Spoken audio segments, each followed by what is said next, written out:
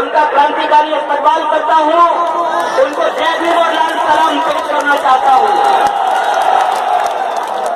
दोस्तों, जब मैं जेएनयू से चला, मेरी तबीयत बहुत खराब थी और एक साथी ने कहा कि जहां पे कार्यक्रम रखा गया है वहां जाने का तो रास्ता है, लेकिन आने का रास्ता नहीं है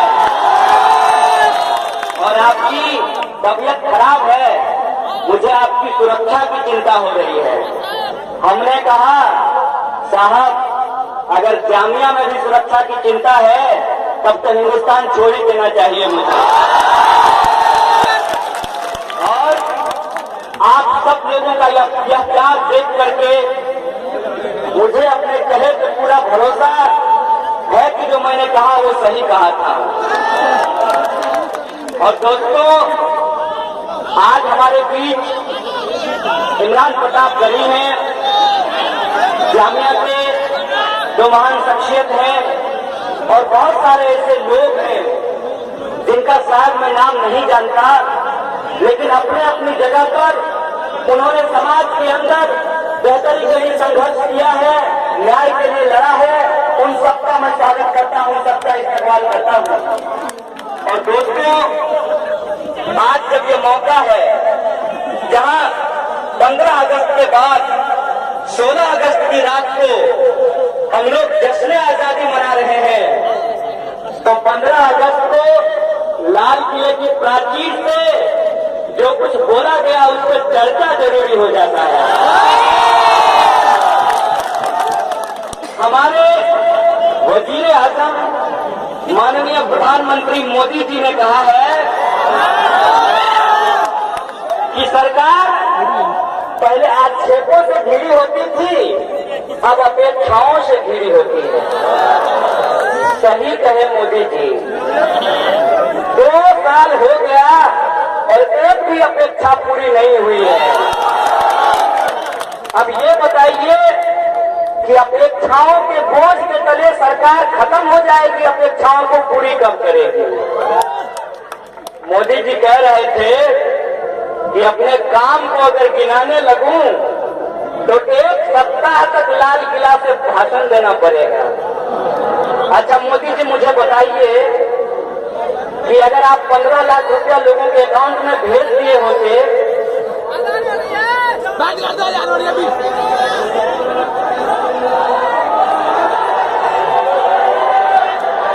भी बहुत तेजी से बढ़ रहा है। दोस्तों, तो मैं ये कह रहा था कि मोदी जी बोले अगर अपना काम गिनाने लगूं तो 1 सप्ताह तक लाल किला से भाषण देना पड़ेगा। मोदी पिछले 2 साल से तो आप भाषण ही दे रहे हैं। अगर काम गिनाते तो 2 मिनट में गिना देते कि आप क्या क्या किए हैं। अब बताइए, खाता में 15 लाख आया कि नहीं आया, गिनाने में कितना वक्त लगेगा? लोगों के लिए जीवन में खुशहाली आई कि नहीं आई, किसको बताने में कितना मिनट लगेगा? असली बात यह है कि इन्होंने कुछ काम किया ही नहीं है, और जब काम किया नहीं है तो उसको ये गिनाना नहीं चाहते हैं। लेकिन उसको नहीं गिनाना चाहते हैं तो उसको बोलेंगे कैसे? तो उसको इन्होंने दूसरे तरीके से बोला है। अच्छी बात है मोदी जी, आप बोलिए, लोग आपका सुन रहे हैं, लेकिन लोग भी आपस में चर्चा कर रहे हैं। 2 बनारसी हमारे यहाँ बातचीत कर रहे थे चाय की ढाबे पे, बोले भैया मोदी जी को अगर न्यूयॉर्क इतना पसंद था तो हम लोगों को टोक्यो बनाने का वादा क्यों किया? जितनी बार ये न्यूयॉर्क गए हैं उससे कम बार ये बनारस आए हैं। तब दूसरे ने कहा कि साहब, इनका इतिहास तो 16 दूनी 8 था ही, इनका भूगोल भी चौपट है, और हम बनारसी लोग पान दबा करके इनको देख रहे हैं, और 19 में इनका हिसाब किताब बराबर कर देंगे, इनका इतिहास सब ठीक हो जाएगा।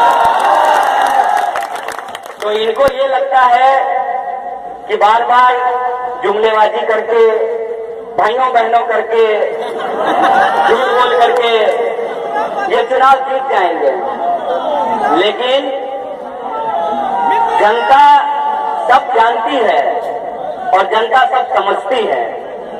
जनता उस वक्त आपसे ये नहीं पूछेगी कि मोदी जी अफ्रीका में जाकर के आप कितना बढ़िया ढोल बजाए, आपसे ये भी नहीं पूछेगी कि आपका सूट जो था उस पे आपने जो मोदी मोदी लिखवाया था उसका आइडिया आपको कौन दी थी, ये भी नहीं पूछेगी। जनता पूछेगी कि हमारा दाल का दाम क्यों कम नहीं हुआ, हमारा टमाटर का दाम क्यों ऊपर चढ़ गया, काला धन वापस क्यों नहीं आया, और इस देश में अगर कोई धनवान हुआ है तो बाबा जी हुए हैं। और बाबा जी का आजकल प्रचार आता है।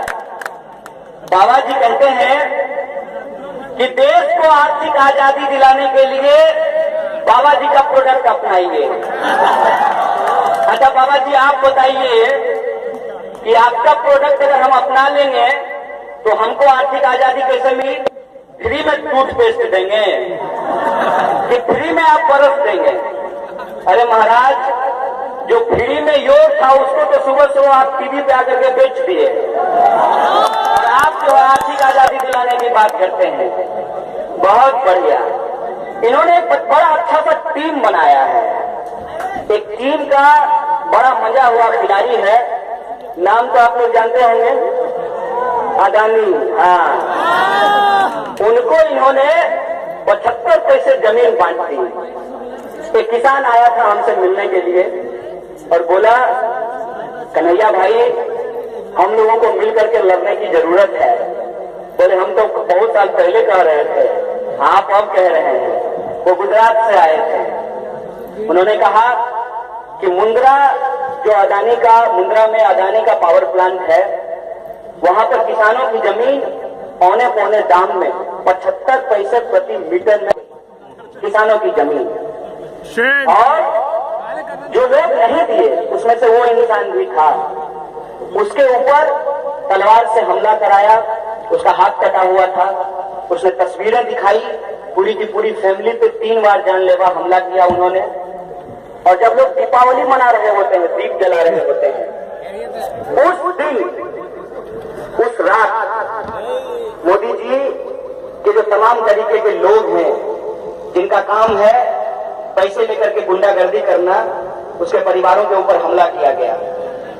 और वो हमसे मिलने आया था और वो इंसान कह रहा था कि इस देश के अंदर किसान मर रहे हैं, इस देश के अंदर किसानों की जमीन छीनी जा रही है, इस देश के अंदर जो गरीब इंसान है वो लगातार गरीब हो रहा है, उसकी थाली से दाल गायब हो गई है, टमाटर गायब हो गया है, प्याज गायब हो गया है, और लगातार उसका जो पोषण मिलना चाहिए उसको, उसकी मात्रा लगातार घटती जा रही है। जो विद्यार्थी हैं उनसे उनका पढ़ाई छीना जा रहा है। अरे भाई साहब, किसका और किसका अच्छा था हमको तो समझ में नहीं आ रहा है। मोदी जी ने कहा इस बार 70 साल आजादी के, और जरा याद करो कुर्बानी।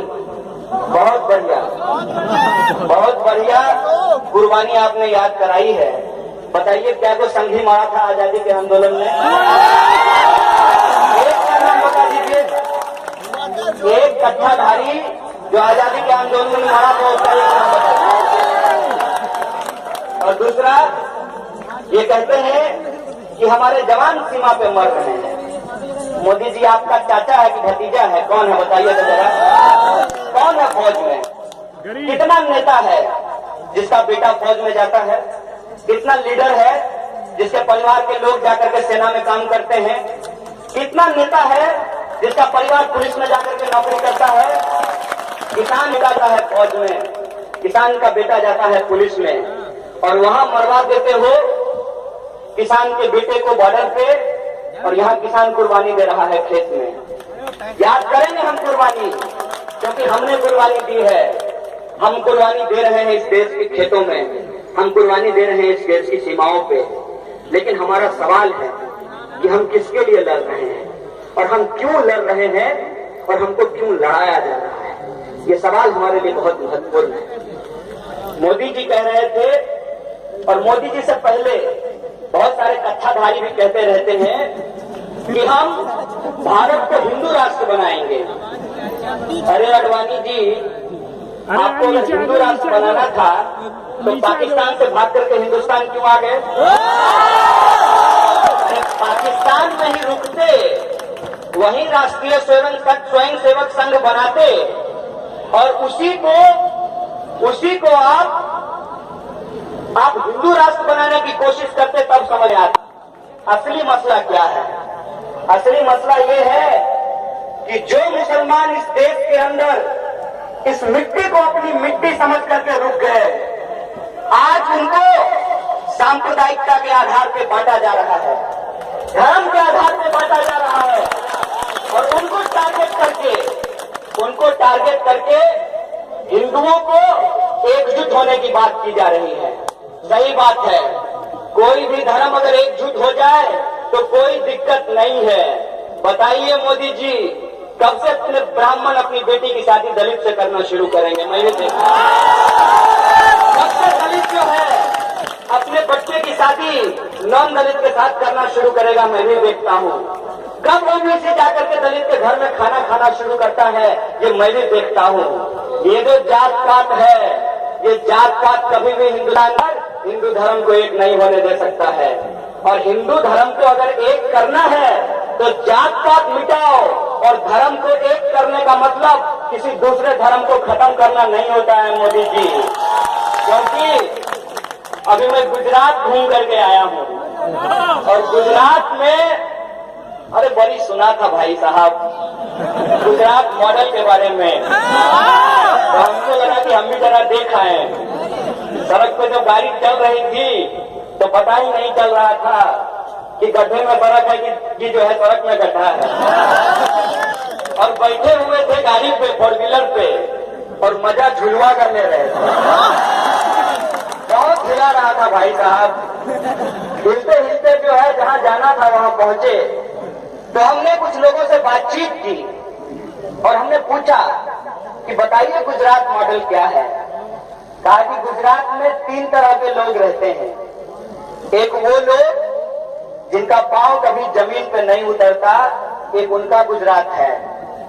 एसी अगर 16 से नीचे कर देते हैं तो 16 से नीचे होता नहीं है, 16 से ऊपर कर देते हैं तो नींद नहीं आती है।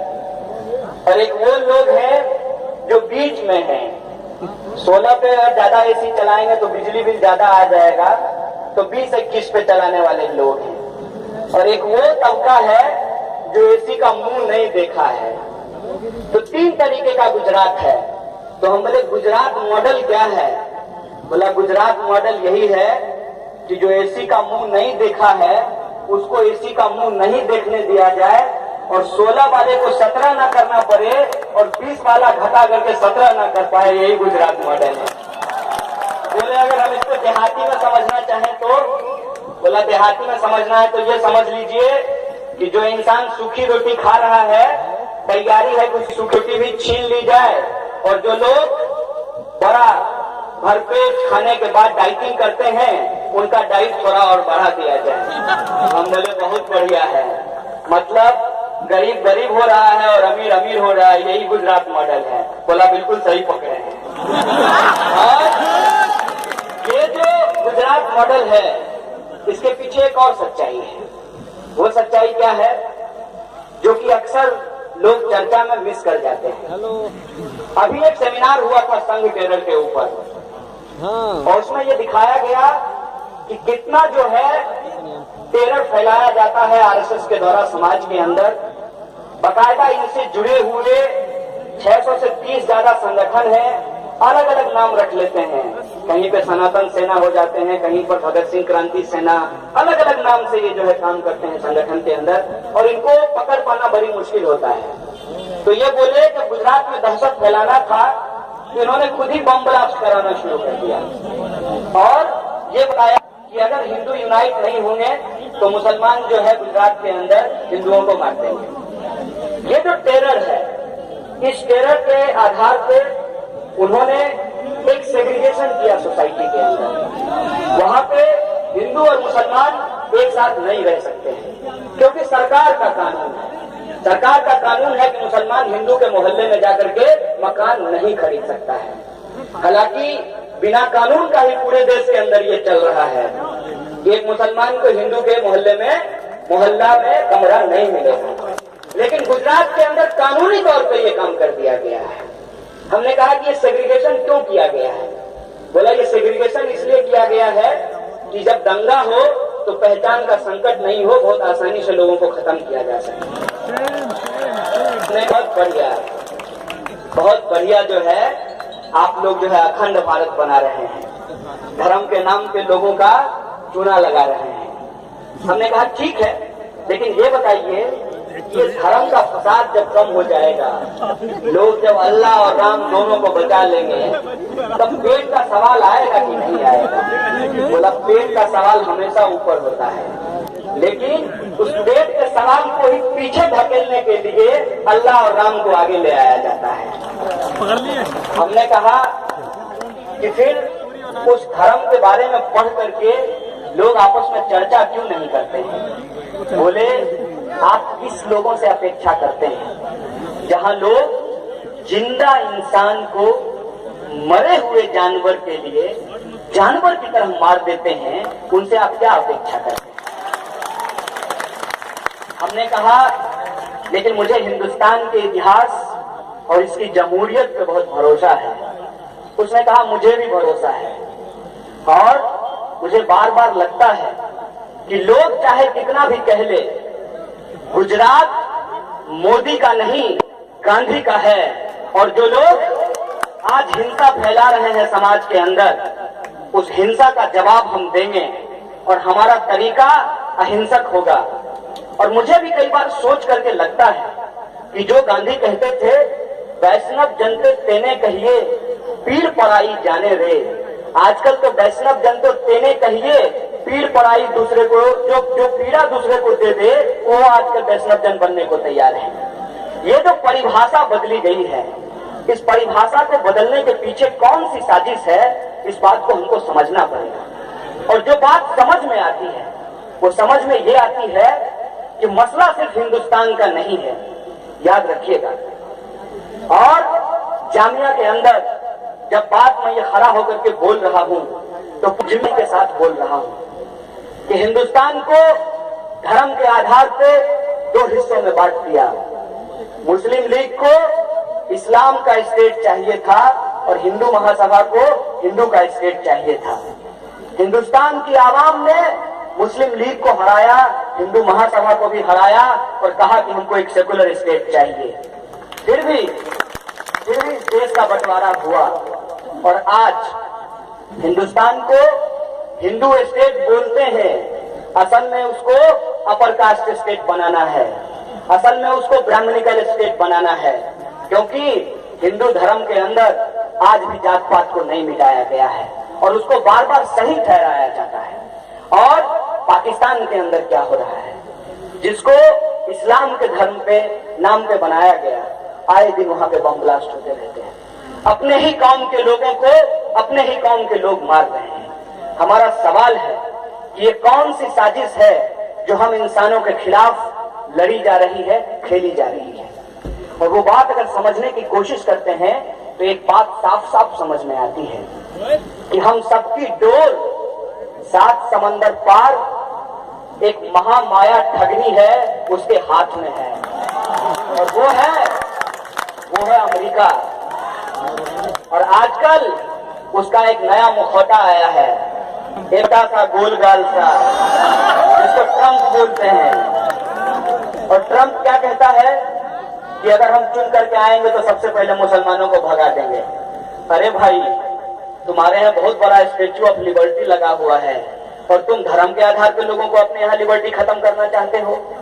अमेरिकन डेमोक्रेसी अपने आप को सबसे पुरानी डेमोक्रेसी क्लेम करती है और अपने ही नागरिकों को वहां से निकाल बाहर करने की बात करती है। आखिर हमारा दुनिया, हमारा देश, हमारा समाज जा कहां रहा है, ये बात हमको बार बार सोचने की जरूरत है। वो जा वहां रहा है कि अमीर अमीर बने रहना चाहता है, गरीब को उसका हक देना नहीं चाहता। इसीलिए गरीबों को उनकी जाति के आधार पर बांटना बहुत जरूरी है, गरीबों को उनके धर्म के आधार पर बांटना बहुत जरूरी है, गरीबों को उनकी भाषा, बोली और पहचान के आधार पर बांटना बहुत जरूरी है। क्योंकि हम नहीं बटेंगे, अगर हम एकजुट रहेंगे तो वो हमको हराएंगे कैसे? हमको हराना उनको मुश्किल हो जाएगा। तो हमको हराने के लिए एक विद्वान आया था। मैं ये बात अक्सर बोलता हूँ, आप सब लोग में से कुछ लोग अंग्रेजी फिल्में देखते होंगे, मैं भी कभी कभी देख लेता हूँ, हालांकि मैं बिहार से हूँ, अंग्रेजी समझ में कम आती है। तो जेम्स बॉन्ड की फिल्म में ये होता था कि जेम्स बॉन्ड आपको हमेशा किसी रशियन जासूस से लड़ता हुआ दिखाई देगा और ये कहता था कि रशिया जो है अमेरिका में बम ब्लास्ट कराना चाहता है। वक्त ऐसा आया कि रशिया टूट करके 15 टुकड़ों में बट गया। जैसे हिंदुस्तान 2 टुकड़े में बटा, फिर पाकिस्तान भी 2 टुकड़े में बट गया और आजकल कुछ और टुकड़ों में बटने के लिए तैयार है। तो जब 15 टुकड़े में बट गया तो अमेरिका के सामने कोई दुश्मन नहीं था। अब बताइए, अगर कोई दुश्मन नहीं होगा तो लड़ाई कैसे होगी? और लड़ाई नहीं होगी तो हथियार कैसे बिकेगा? और हथियार नहीं बिकेगा तो डोनाल्ड ट्रंप जैसे नेता कैसे बनेंगे? उनको चुनाव लड़ने के लिए पैसा कौन देगा? तो लड़ाई जरूरी है। किसके लिए? चुनाव के लिए। लड़ाई जरूरी है किसके लिए? हथियार को बेचने के लिए। लड़ाई जरूरी है ये पूरी दुनिया से यहूदियों के बीच में जाकर के चंदा करने के लिए इजराइल के लिए। ये लड़ाई जरूरी हो जाती है और ये लड़ाई जब जरूरी हो जाती है तो लड़ाई का कारण भी बनाना पड़ता है। तो कारण क्या बनाया गया? हटिंगटन नाम का एक विद्वान बोला कि देखो ऐसा करो, एक सूडो एनिमी खड़ा करो। सूडो माने नकली, एक नकली दुश्मन तैयार करो। और नकली दुश्मन तैयार करना हो, अगर क्रिश्चियनिटी के खिलाफ अगर किसी को लड़ाना हो तो इस्लाम से अच्छा ऑप्शन क्या हो सकता है? क्योंकि दुनिया में सबसे ज्यादा माना जाने वाला धर्म क्रिश्चियन और दूसरे नंबर पे इस्लाम। तो बोला इस 1 नंबर और 2 नंबर को लड़ा देंगे, पूरी दुनिया यूनाइट हो जाएगी लड़ाई में। हमने कहा बहुत अच्छा है, ये तो साजिश बहुत बड़ी थी। तो हटिंगटन के क्लैश ऑफ सिविलाइजेशन के आधार पर पूरी दुनिया में जब एक तरफ नवउदारवाद लागू किया जा रहा था, नवउदारवाद का मतलब आप लोग समझते होंगे। अच्छा समझ लीजिए एक लाइन में भाई साहब, जो आप सीख कबाब खाते हैं ना बटला हाउस चौक पे, वो आप खाना बंद कर देंगे और मैकडॉवेल का हॉट चिकन खाएंगे। यही नवउदारवाद। तो ये जो नवउदारवाद है, नवउदारवाद को पूरी दुनिया में लागू कराना था और उसी वक्त यूएसएसआर भी खत्म हो गया, तो एक नया दुश्मन भी बनाना था। तो इन्होंने एक तरीका अपनाया, अपने ही आदमी को दाढ़ी टोपी लगाया और कहा जाकर के वहां बम रख दो। और बम फूट गया, कुछ लोग मर गए और मरने वालों में मुसलमान भी थे। अब मुझे बताइए कि कोई धर्म की रक्षा के लिए किसी को मारेगा तो अपने ही भाई को क्यों मार देगा? लेकिन किसको फुर्सत थी इतना सोचने की? और पूरी दुनिया में ये फैल गया कि आतंकवाद सबसे बड़ा सवाल है। मैं छोटा था जब ये 9/11 की घटना हुई थी, तो मैं सोचता था बार बार कि मेरे लिए तो सबसे बड़ा सवाल है कि मुझे सुबह में खाना मिलेगा कि नहीं मिलेगा, लेकिन अखबार के लिए सबसे बड़ा सवाल है कि आतंकवाद सबसे बड़ा मुश्किल है, सबसे बड़ी दिक्कत दुनिया की आतंकवाद है। तो अचानक से जैसे एक रोग पॉपुलर हो गया दुनिया में। मैं आपको बता देता हूं कि इस दुनिया में लोग एड्स से कम कुपोषण से ज्यादा मरते हैं, लोग भूख से ज्यादा मरते हैं। मैं ये नहीं कहता कि बीमारियों के प्रति सचेत मत होइए, लेकिन लोगों को बीमार भी बनाया जाता है। एक अध्ययन आया है, ये बोल करके मैं आगे बढ़ूंगा, कि इंडिया में शुगर की दवाई बेचनी थी, डायबिटीज। मेरे पिताजी भी डायबिटीज के पेशेंट हो गए, तो मुझे लगा कि इनको तो ठीक से खाने के लिए नहीं मिलता, इनको डायबिटीज कैसे हो गया है। तो मुझे बाद में पता चला कि डायबिटीज जब चेक होता था तो उसका एक रेशियो होता है कि अगर आपका 80 से लेकर के 120 के बीच में फास्टिंग में शुगर आया है तो आप पेशेंट नहीं है, और 120 से ज्यादा है तो आप पेशेंट हैं। तो क्या किया, उसको 20 पॉइंट घटा दिया, उसको 70 से 100 कर दिया। और हिंदुस्तान एक ऐसा देश है जहां मूर्खों की गिनती करेंगे तो सबसे ज्यादा, और गिनती करेंगे तो भी सबसे ज्यादा हो जाएंगे। तो बीमारियों की संख्या भी सबसे ज्यादा देखते देखते हो गई, और अपने आप सरेआम चीनी चेक करने वाला मशीन दिखने लगा पूरी दुनिया में। तो ये जो तरीका होता है कि आपका क्या सवाल है ये महत्वपूर्ण नहीं है, बाजार के लिए क्या जरूरी है ये महत्वपूर्ण बन जाता है। और देखते देखते भूखमरी, बेरोजगारी, ये जो सवाल थे ये पीछे चले गए। आतंकवाद सबसे बड़ा सवाल बन गया, और एक टर्म आया, उसको हम लोग कहते हैं इस्लामोफोबिया। और मालूम है लोग इसके शिकार हुए बकायदा। मेट्रो में कोई इंसान अगर पहले से बैठा हो और कोई टोपी दाढ़ी वाला आदमी जो ही घुसता है तो वो अचानक से डरने लगता है। ये बात आप फील करेंगे, आप महसूस करेंगे। आप ये देखेंगे कि समाज का किस तरीके से सेग्रीगेशन किया गया है। आप देखिए, मैं भी बार बार सोचता हूँ कि हमारे यहाँ से कोई भी मुसलमान चलता है बिहार से तो वो आकर के सीधे बटला हाउस में नहीं गिरेगा। भाई तुमको कोई दूसरी जगह नहीं मिलती रहने की। वो क्या है कि हम कोशिश करते हैं दूसरी जगह जाकर के रहने के लिए, रह ही नहीं पाते। या तो हम परेशान हो जाते हैं या हमारा पड़ोसी परेशान हो जाता है। ये जो फोबिया है, ये फोबिया पूरे समाज के अंदर फैला दी गई, पूरे समाज के अंदर। और इस फोबिया के चलते गरीबी, महंगाई, बेरोजगारी, ये सब सवाल पीछे छूट गया। आतंकवाद सबसे बड़ा सवाल बन गया। तब बुश जी आए और बुश जी ने कहा कि देखिए, जो लोग अमेरिका के साथ नहीं है वो आतंकवाद के साथ है। अब बताइए हमारे साक्षी महाराज क्या कहते हैं? जो लोग मोदी के साथ नहीं हो पाकिस्तान के साथ खड़ा है। अरे बुर्बक,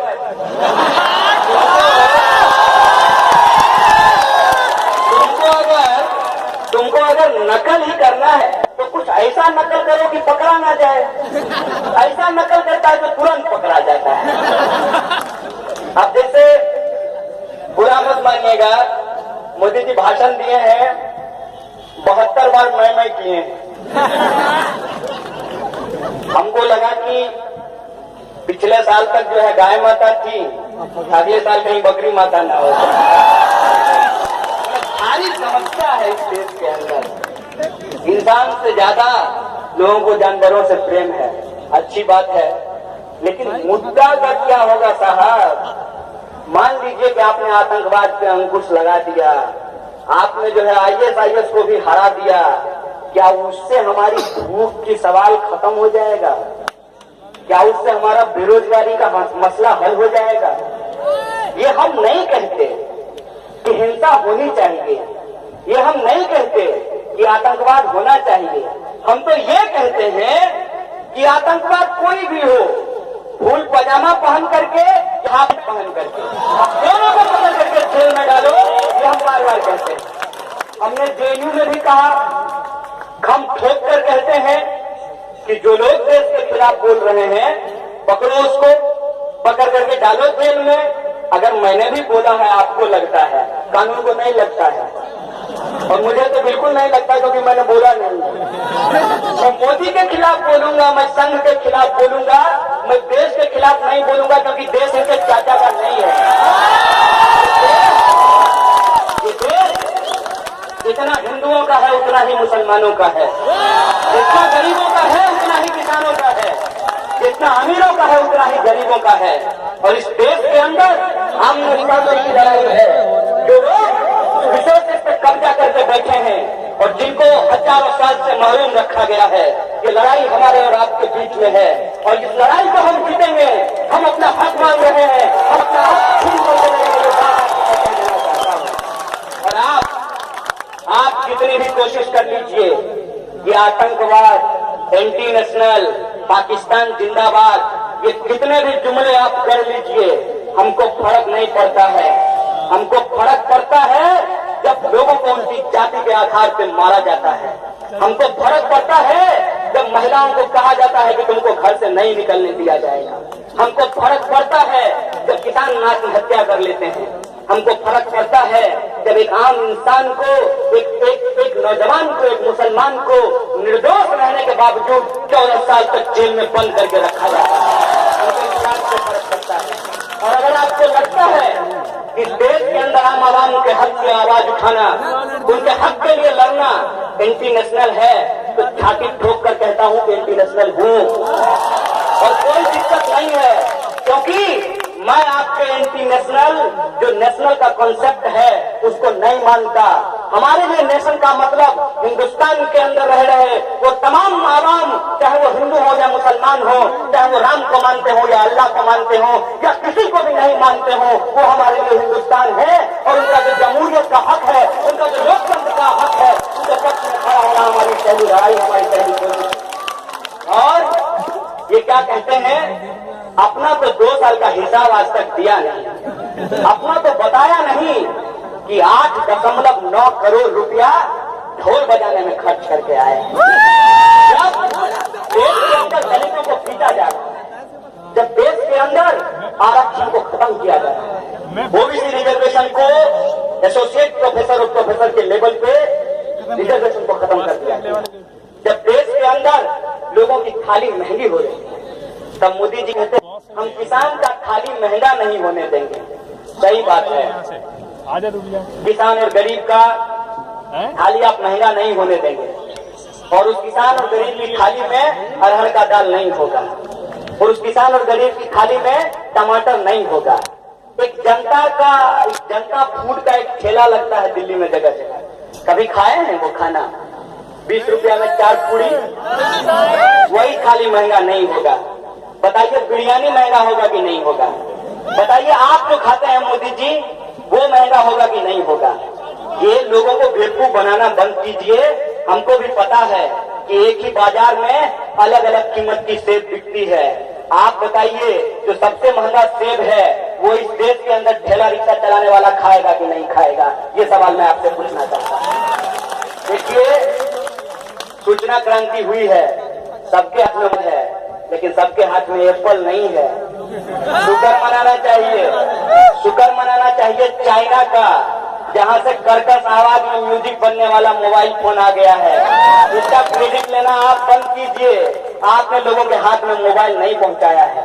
और ये जो नई तकनीक है, इस नई तकनीक ने ज्ञान के ऊपर जो मोनोपोली था, उस मोनोपोली को खत्म कर दिया। पहले ज्ञानी कौन होता था?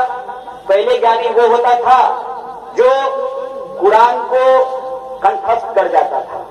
पहले ज्ञानी वो होता था जो अभी ईद गया है, रमजान गया है, तो रात को जो तरावी पढ़ाते हैं वो लोग ज्ञानी होते थे।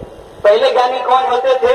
जो संस्कृत पढ़ते थे, जो वेद पढ़ते थे, जो संस्कृत का उच्चारण बड़े अच्छे तरीके से करते थे, टीका लगाते थे। पहले ज्ञानी कौन होते थे? उजला उजला पहन करके क्रॉस लटका करके घूमते थे, वो ज्ञानी होते थे। आज ज्ञानी कौन होता है? आज ज्ञानी वो होता है जिसको अवस्थ का एंटीवायरस का ट्रायल वर्जन फ्री में डाउनलोड करना है। ज्ञान का तरीका बदला है। ये जो ज्ञान पर से लोगों की मोनोपोली टूटी है, इस मोनोपोली के टूटने से इनको बड़ी घबराहट है।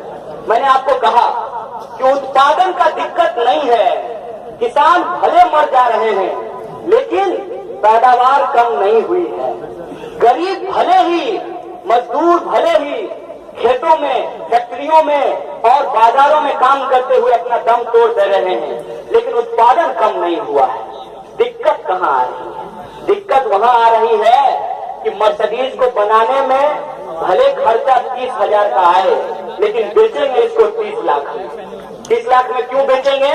क्योंकि 30 लाख में नहीं बेचेंगे तब तो नैनो वाला भी मर्सिडीज खरीद लेगा, और जब नैनो वाला भी मर्सिडीज खरीद लेगा तब आप हौस किसके ऊपर जमाएंगे? जोर से हॉर्न बजा करके पास कैसे मांग? दरअसल दौलत की जो हवस होती है वो, उसमें आनंद अपने दौलतमंद होने का नहीं होता है, दूसरों के गरीबी का वो लोग आनंद उठाते हैं। आप इस बात से खुश नहीं होंगे कि आपके पास 5 कार है, आप इस बात से खुश हो जाएंगे कि पड़ोसी के पास टूटी साइकिल नहीं है।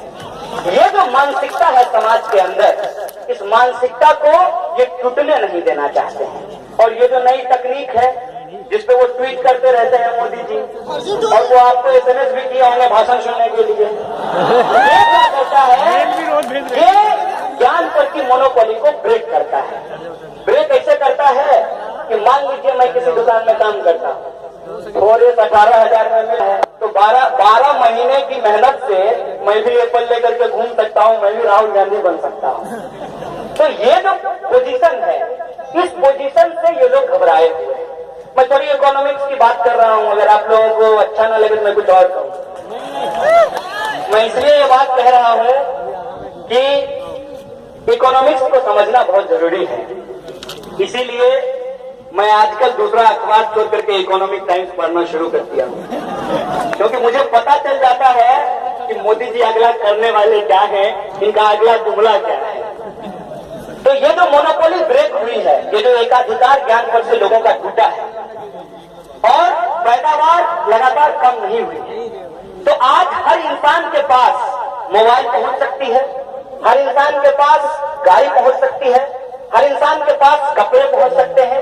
मैं यहीं बदला हाउस से 350 रुपये में कुर्ता खरीद करके ले जाता था, और कोई फैब इंडिया से खरीद करके ले जाता था 2200 रुपये में, फिर भी फर्क नहीं कर पाता था कि अच्छा कौन सा वाला है। तो ये जो मोनोपोली ब्रेक हुआ है उत्पादन के ऊपर से, समाज के अंदर जो असमानता है, वो असमानता कम हो सकती है, खत्म हो सकती है, लेकिन जो असमानता को एंजॉय करते हैं, उसका जो मजा लेते हैं, आप बताइए वो असमानता खत्म होने देंगे? नहीं खत्म होने। इसलिए वो क्या करेंगे? इसीलिए वो समाज के अंदर ऐसे गैर जरूरी मसलों को उठाएंगे जिनका वास्तविक जीवन से कोई लेना देना नहीं है। आप बताइए कि किसी को अगर गाय को माता मानना है तो वो माने, चाचा मौसी फूफा सब कुछ मान ले, कोई दिक्कत नहीं है। लेकिन इसको वो मुद्दा क्यों बनाते हैं? इसको मुद्दा इसलिए बनाते हैं कि लोग 15 लाख मांगना बंद करते हैं।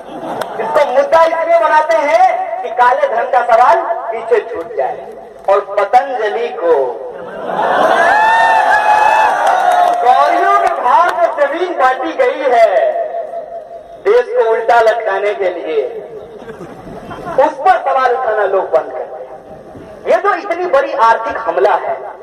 इसीलिए मैं इकोनॉमिक्स की बात कर रहा हूं कि आतंकवाद को कभी भी सिर्फ धर्म से जोड़ करके नहीं देखना चाहिए। इस्लाम के ऊपर जो हमला है, मुसलमानों को जो पूरी दुनिया के अंदर टारगेट किया गया है, उसको सिर्फ धर्म से जोड़ करके नहीं देखना चाहिए। ये बहुत बड़ा इकोनॉमिक हमला है। अब आप मुझे बताइए, क्या आपको लगता है कि सिर्फ दूसरे नंबर पे इस्लाम है इसलिए इस्लाम को टारगेट किया गया है? नहीं, इस्लाम जहां है वहां तेल भी है। इसलिए ये सिर्फ और सिर्फ धर्म का मसला नहीं है। और जब भी समाज को देखना हो तो सिर्फ अगर राजनीति से देखेंगे तो मात खाएंगे। इसीलिए अर्थनीति और राजनीति में समाज को देखना चाहिए, तभी आप सही जगह पे पहुंच पाएंगे। और आप देखिए कि क्यों और कैसे टारगेट किया जाता है। मैं सोच रहा था कि अखलाक की हत्या हुई क्यों? अखलाक पेशे से लुहार थे। और आप बताइए कि कोई मुसलमान जो दर्जी का काम करता हो, किसी हिंदू बहुल बाजार में दंगा भी हो जाए लेकिन उसको कोई कुछ नहीं करता था। क्यों? क्योंकि अगर इसको मार देंगे तो कल शर्ट सिएगा कौन, कल हमारा कपड़ा बनाएगा कौन। ये जो आर्थिक संबंध था दो धर्म के लोगों के बीच में, ये आर्थिक संबंध आज खत्म हो चुका है। आज लोग रेडीमेड कपड़ा पहनते हैं, लिबास का जींस पहनते हैं, और आप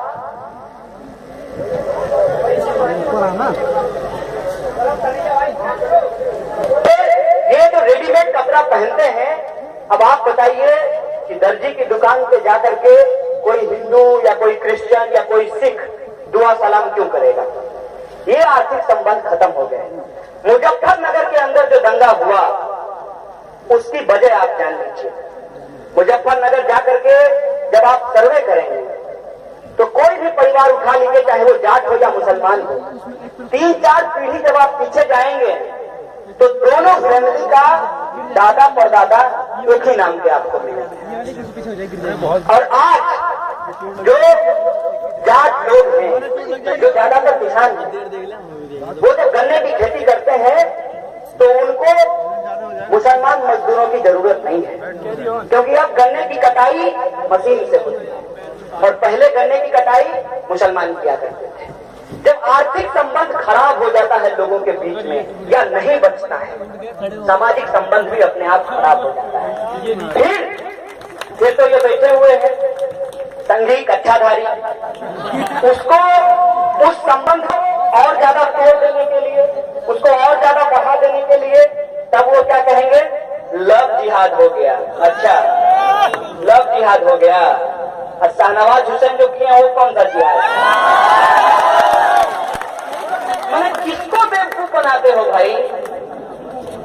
अगर इस देश को, इस दुनिया को अल्लाह या ईश्वर ने बनाया है, किसी भी फिलॉसफी को ले लीजिए, मैं धर्म को नहीं मानता क्योंकि मुझे धर्म की समझ नहीं है। ऐसा नहीं है कि मैं समझ करके नहीं मानता, मुझे समझ ही नहीं है, तो मुझे नहीं पता कि क्या सही है। लेकिन जो थोड़ा बहुत पढ़ा है, मानिए कि अल्लाह ने अगर पूरे दुनिया को बनाया है, पूरे जहान को बनाया है, तो कोई मुसलमान लड़की और किसी हिंदू से शादी कर ली तो उस हिंदू को भी तो अल्लाह ने ही बनाया है ना, फिर क्या दिक्कत है? और कोई हिंदू लड़की और किसी मुसलमान लड़के से शादी कर ले तो आपको क्या दिक्कत है जब राम को दिक्कत नहीं है? तो क्योंकि राम ने ही जब बनाया है सबको, तो फिर आपको क्यों दिक्कत है? दिक्कत है। दिक्कत इसलिए है कि हिंदू के आधार पे अगर हमको वोट लेना है तो समाज के अंदर हिंदू और मुसलमान का बंटवारा होना जरूरी है। अगर दुनिया के अंदर लड़ाई लगानी है, झगड़ा लगाना है, तो लोगों को धर्म के आधार पर बांटना जरूरी है। अब इजराइल में क्या हो रहा है? इजराइल के अंदर कितनी बड़ी बात है, जो यहूदी खुद काटे गए हिटलर के हाथों, वो आज मुसलमानों को मारते हैं। और ये धर्म का मसला मैं समझ नहीं पाता हूं। कई बार ये सोचता हूं कि धर्म इंसान के लिए है कि इंसान धर्म के लिए है, ये तय करना बहुत जरूरी हो जाता है। और जब इस पर बहुत विचार विमर्श करता हूं तो इस मसले पे पहुंचता हूं कि फर्क है साहब, जय श्री राम और राम राम में फर्क है। जय श्री राम और राम राम में ये फर्क है कि जय श्री राम एक राजनीतिक नारा है, लोगों के अंदर धार्मिक भावना को भड़का करके अपनी राजनीतिक रोटी सेकने के लिए, और राम राम, राम राम इस देश का कल्चर है, इस देश की लोक संस्कृति है, जहाँ एक हिंदू भी दूसरे मुसलमान को राम राम कहता है, दूसरे को सलाम करता है, दूसरे को आदाब करता है। ये सवाल है कि किस तरीके से इंसानियत को बांटा जा रहा है। और ये बांटने का सवाल मैं बार बार कह रहा हूं, ये बांटने का सवाल सिर्फ और सिर्फ हमारे जो बुनियादी मसले हैं उससे हमारा ध्यान भटकाने के लिए। अगर मैं सुबह उठ करके डंडा लेकर के, हाफ पैंट पहन करके सिर्फ और सिर्फ इसके लिए व्यायाम करता हूं कि जब हमला होगा देश के ऊपर तो हम ISIS का गर्दा उड़ा देंगे, पहले तो ये अपने आप में बहुत बड़ी मूर्खता है। अब आप मुझे बताइए, एक वीडियो में देख रहा था, उसमें एक ट्रेनर था संघी, जो हिंदू लड़कों को कह रहा था, कच्चा टाइप किए हुए सब लड़के, कि बढ़िया से डंडा घुमाओ, ISIS का हमला होगा, तुम लोगों को मुकाबला करना है। अरे बेवकूफ, ISIS हमला करेगा तो डंडा से मुकाबला करोगे? वो AK-47 लेके चलता है भाई, तुम डंडा से उसका मुकाबला करोगे? दरअसल तुमको मुकाबला करना ही नहीं है, तुमको सिर्फ और सिर्फ ये टेरर पैदा करना है कि ISIS जब हमला करेगा तब जो है हम लोग उठ करके लड़े हो जाएंगे। ISIS को पहले अपने भाइयों को मारने से फुर्सत नहीं है, पहले वो उससे फुर्सत हो जाए, उसके बाद वो हिंदुस्तान है। क्या हो रहा है? और ये सारी बातें मैं बहुत बेबाकी से बोलता हूँ, क्योंकि मुझे इस बात का कोई फर्क नहीं है कि लोग इसको किस तरीके से लेंगे। मुझे इस बात से फर्क है कि इस देश को हमको, इस दुनिया को हमको तृतीय विश्व युद्ध से बचाना है। और ये तृतीय विश्व युद्ध, थर्ड वर्ल्ड वॉर, धर्म के नाम पे होने वाला है। इसीलिए मैं आप तमाम लोगों से भी आह्वान करना चाहता हूं, धर्म मानना या ना मानना ये हमारा व्यक्तिगत मसला है और हर किसी को धर्म अगर मानना है तो वो माने, ना मानना है तो ना माने, जिस तरीके से उसको मानना है। अगर उसको मस्जिद जाना है तो मस्जिद जाए, उसको मंदिर जाना है तो मंदिर जाए, गिरजा घर जाए, गुरुद्वारा जाए, और ना जाना है तो ना जाए। लेकिन जब धर्म व्यक्तिगत मसला है तो इसको राजनीतिक मसला हम नहीं बनने देंगे। और अगर कोई इसको राजनीतिक मसला बनाएगा, धर्म के नाम पे जो वोट की राजनीति करेगा, हमको लगता है कि बहुत सारे लोग इस मीटिंग में आए हैं जिनकी उम्र 30 वर्ष से कम है। उनको ये जिम्मेवारी अपने कंधे पे उठाना होगा कि हम वोट करेंगे तो महंगाई के खिलाफ वोट करेंगे, हम वोट करेंगे तो बेरोजगारी के खिलाफ वोट करेंगे, हम वोट करेंगे तो गरीबी के खिलाफ वोट करेंगे, हम वोट करेंगे उनके का वो समाज को धर्म और जाति के नाम पे बांटना चाहते हैं, हम उनके खिलाफ वोट करेंगे। हमको धर्म और जात के नाम पे बांटना बंद करें। और जो लोग ये बांटने की कोशिश करते हैं उनको साफ साफ कह दीजिए कि हम आपके फोटोशॉप एडिटिंग से मूर्ख नहीं बनने वाले हैं। काट की हानि बार बार नहीं करती मोदी जी। एक बार आपने टोकियो की तस्वीर लगा करके उसको गुजरात बता दिया। अब तो गुजरात के लोग ही बता रहे हैं कि असली गुजरात क्या है। अभी मैं ऊना से घूम करके आया हूँ। ऊना के अंदर दलितों मुस्लिमों की एकता की बात हो रही है। तो अलग अलग धर्म के लोग एक साथ आ रहे हैं समाज के अंदर गैर बराबरी को खत्म करने के लिए, छुआछूत को खत्म करने के लिए। वहाँ पे सवाल खड़ा किया जा रहा है। इस्लामिक का सवाल सिर्फ और सिर्फ आरक्षण का सवाल नहीं है। हमको हमारा जमीन का हक दिया जाए। और वहाँ के दलित कह रहे हैं कि सरकार जिस तरीके से अदानी को जमीन बांटी है वो अदानी को जमीन बांटना बंद करे और दलितों को 5 एकड़ जमीन बांटना शुरू करे। ये सवाल वहाँ उठाया गया है और नारा लगाया गया है, साहब तुम अपनी पूंछ रखो, हमें हमारी जमीन दो। ये सवाल उठाया गया है दोस्तों। तो ये जो एक नया आंदोलन खड़ा हो रहा है, इस आंदोलन को हमको आगे बढ़ाना है। और हमारा जो असली सवाल है, हम बार बार कहते हैं कि हमारा असली सवाल शिक्षा का सवाल है। हमारा असली सवाल लोगों को रोटी मिलनी चाहिए, इसका सवाल है। हमारा असली सवाल समाज के अंदर चाहे वो कोई भी हो उसको आत्मसम्मान के साथ जीने का हक होना चाहिए। अगर वो हिंदुस्तान का नागरिक है, मुझे बताइए कि मैं अगर एक हिंदू परिवार में पैदा हुआ तो मैं भी बट्टा हाउस में रह सकता हूँ। और जो लोग बटला हाउस में रहते हैं वो भी द्वारका में जाकर के फ्लैट ले सकते हैं, सुबह सुबह पार्क में जाकर के गुड मॉर्निंग कर सकते हैं। क्यों नहीं कर सकते हैं? ये लोकतंत्र का सवाल है। और जब आप लोकतंत्र का सवाल उठाएंगे, जब आप असली सवाल उठाएंगे, तो मैं आपको बता देता हूँ कि जितने रंगे सियार हैं उनका रंग उतर जाएगा, उनका चेहरे का रंग फीका पड़ जाएगा। इन असली सवालों को उठाना जरूरी है। और खास करके जो अपने आप को मिडिल क्लास कहते हैं उनको सबसे ज्यादा सोचने की जरूरत है। क्यों?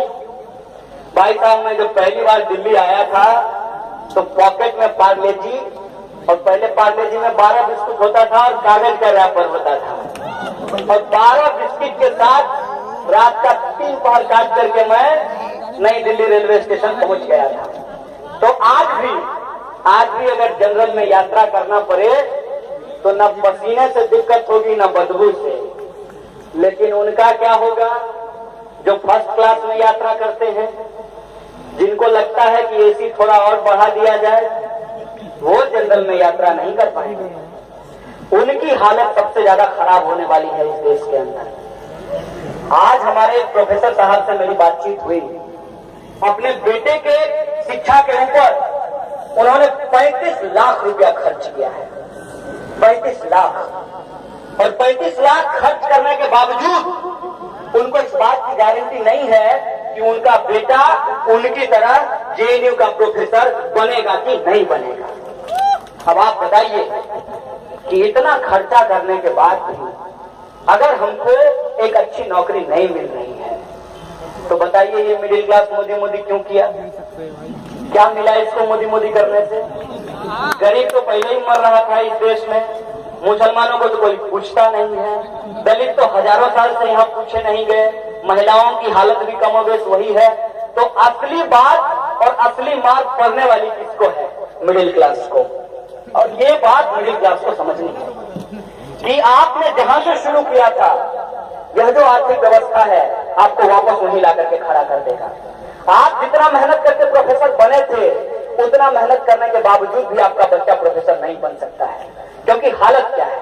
हालत यह है कि देश के अंदर 5% लोगों पे 95% बजट का खर्च किया जाता है और 95% लोगों पे 5% बजट का खर्च किया जाता है। ये बात आप लोग जानते हैं।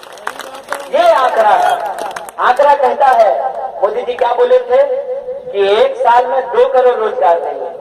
1 साल में 1,35,000 रोजगार पैदा किया है इन्होंने। और इस देश के अंदर इंजीनियर, बाकी जो छोड़ दीजिए इतिहास